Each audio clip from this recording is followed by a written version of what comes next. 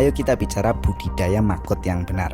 Ada yang bilang belajar dulu teorinya dari A sampai Z baru kita mulai. Ada juga yang bilang pokoknya mulai aja dulu, nanti teorinya sambil mengikuti. Begitu ya. Oke, untuk budidaya maggot benar Anda harus langsung mencoba. Namun agar Anda efisien dalam belajar, ada beberapa hal yang Anda perlu pahami.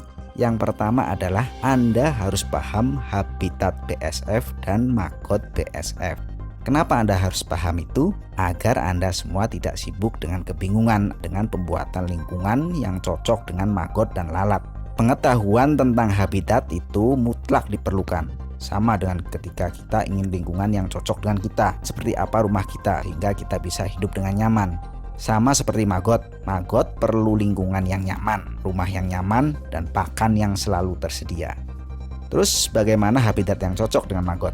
Ada beberapa di antaranya. Yang pertama, sedikit cahaya. Maggot itu menghindari cahaya. Yang kedua, kelembaban minimal 60%. Maggot itu suka tempat yang basah, tapi tidak berair banyak. Terus yang ketiga, suhu lingkungan 34 derajat itu maksimal, biar dia tidak dehidrasi. Kemudian yang keempat, tidak banyak mangsa seperti burung, tikus, semut, urem, kadal. Yang kelima, terhindar dari hujan dan panas secara langsung. Yang keenam, ya bisa Anda pelajari sendiri nanti sambil jalan, oke? Habitat dalam skala kecil adalah tempat dan media dia hidup. Tempat hidup maggot itu ya rumahnya maggot itu. Rumah maggot adalah pakan maggot. Apa pakan maggot? Pakan maggot adalah semua material organik yang sudah terfermentasi. Bukannya tidak harus difermentasi, bos.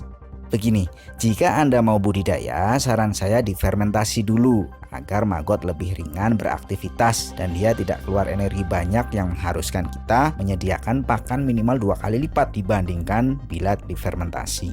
Inti dari habitat adalah 1. Lingkungan fisik yang cocok. 2. Jaminan ketersediaan pakan yang memadai. Habitat bisa alami dan bisa pula dibuat. Untuk budidaya maggot Anda, siapkan alat pengukur kelembaban. Jika tidak, tangan Anda bisa untuk mengukur kelembaban dan siku Anda juga bisa untuk mengukur suhu. Untuk pakan yang memadai, Anda harus menyiapkan untuk maggot sebagaimana alam menyiapkan. Pakan maggot di alam membuat maggot nyaman dan tumbuh buhay, semok. Artinya ukuran keberhasilan budidaya maggot adalah bila maggot itu gemuk-gemuk, semok, buhay, mlekete jum-jum wawaw. Sebagai pemula, Anda tidak saya sarankan untuk menggunakan bermacam-macam inovasi tentang media karena akan mengganggu fokus Anda dalam menguasai teknik budidaya maggot.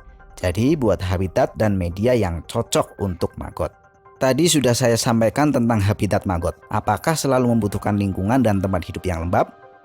Tidak, maggot selama hidupnya makan dengan rakus. Tetapi lewat Instar 4 mulai mengurangi makan. Dia masih tetap butuh lemak, mineral, dan sedikit air juga sedikit protein. Semakin lama semakin sedikit hingga sama sekali tidak makan.